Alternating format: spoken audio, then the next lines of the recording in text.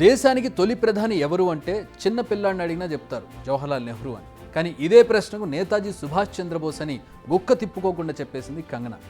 దీంతో ఇప్పుడు talk of the నేషన్గా మారింది. ఇంత చిన్న క్వశ్చన్కు కంగనాకు ఆన్సర్ తెలియదా అంటూ నెటిజన్లు ఫైర్ అవుతున్నారు. ఇలాంటి వ్యక్తికి బీజేపీ పిలిచి కండువా గప్పి హిమాచల్లోని మండి పార్లమెంట్ టికెట్ ఇప్పించిందా అంటూ కామెంట్ల వర్షం కురిపిస్తున్నారు. ప్రస్తుతం కంగనా మాట్లాడిన ఈ వీడియో సోషల్ మీడియాలో వైరల్గా మారింది. మామూలుగానే నెట్టింట్లో చిచ్చు మొదలైంది కంగనా కామెంట్స్పై. సమర్థిస్తూ కొందరు, విమర్శిస్తూ మరికొందరు మాటల యుద్ధం చేసుకుంటున్నారు. అసలు ఈ వీడియోలో కంగనా ఏం మాట్లాడిందంటే, భారతదేశానికి స్వాతంత్రం వచ్చినప్పుడు తొలి ప్రధాని సుభాష్ చంద్రబోస్ ఎక్కడికి వెళ్ళారు, దేశం కోసం పోరాడిన సుభాష్ చంద్రబోస్ను భారతదేశంలోకి అడుగు పెట్టనివ్వలేదు. ఇవి ఆమె చేసిన వ్యాఖ్యలు. దీంతో కంగనాకు మినిమం కామన్ సెన్స్ లేదంటూ, ఈ నాలెడ్జ్తో ఎలా పోటీ చేస్తావంటూ, సినిమాలు చేసుకునేవారు పాలిటిక్స్లోకి వస్తే ఇలానే ఉంటుందంటూ రకరకాలుగా కామెంట్స్ చేస్తున్నారు.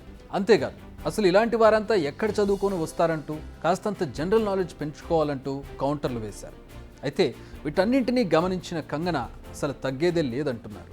తాను మాట్లాడిన దాంట్లో ఒక్క తప్పు కూడా లేదంటున్నారు. దీనికి సంబంధించి క్లారిటీ కూడా ఇచ్చారు. అక్టోబర్ 21, 1943లో నేతాజీ అని పిలువబడే ఫ్రీడమ్ ఫైటర్ సింగపూర్లో ఆజాద్ హింద్ ప్రభుత్వాన్ని ప్రకటించాడు. ఈ దేశానికి ప్రధానిగా సుభాష్ చంద్రబోస్ తనకు తానే ప్రకటించుకున్నారు. ఇది రెండో ప్రపంచ యుద్ధ సమయంలో జరిగింది అంటూ తెలిపారు. సో టెక్నికల్గా నేతాజీనే ఫస్ట్ ప్రైమ్ మినిస్టర్ అని ఆమె డిక్లేర్ చేశారు. సో కంగనా క్లారిటీ చూస్తుంటే ఆమె ఈ కాంట్రవర్సీని కావాలని క్రియేట్ చేశారని క్లియర్ కట్గా అర్థమవుతోంది. మామూలుగా రాజకీయాల్లోకి రాకముందు నుంచే రాజకీయ నేతలపై చేసే వ్యాఖ్యలతో నిత్యం న్యూస్లో ఉండేవారు కంగనా. ఇప్పుడు రాజకీయాల్లోకి రావడంతో ఆ డోసును కావాలని పెంచుతున్నారని అర్థమవుతోంది. దీనికి బీజేపీ మద్దతు కూడా ఉండే అవకాశం ఉంది. ఎందుకంటే బీజేపీ నేతలు మామూలుగానే పటేల్ను, నేతాజీని ఆకాశానికి ఎత్తుతారు, నెహ్రూను డీగ్రేడ్ చేస్తుంటారు కదా. లేటెస్ట్గా బీజేపీ పెద్దలే నెహ్రూ టార్గెట్గా విమర్శలు చేశారు కూడా.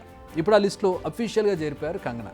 సోషల్ మీడియాలో కూడా కంగనాకు బీజేపీ నుంచి బాగానే మద్దతు వచ్చినట్లు కనిపిస్తోంది. నిజానికి కంగనా చెప్పిన విషయాలు నిజాలే.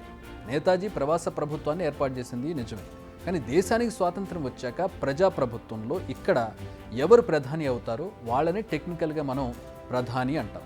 మరి కంగనా ఈ లాజిక్ని ఎలా మిస్ అయ్యారు? కానీ ఇదంతా కంగనాకు అనవసరం. ఆమెకు కావాల్సింది బీజేపీ ఎజెండాను ప్రజల్లోకి తీసుకెళ్లడం, చర్చకు పెట్టడం, తనకు తాను ప్రచారం చేసుకోవడం. తను అదే చేసింది. పబ్లిసిటీ తెచ్చుకోవడంలో సక్సెస్ అయింది.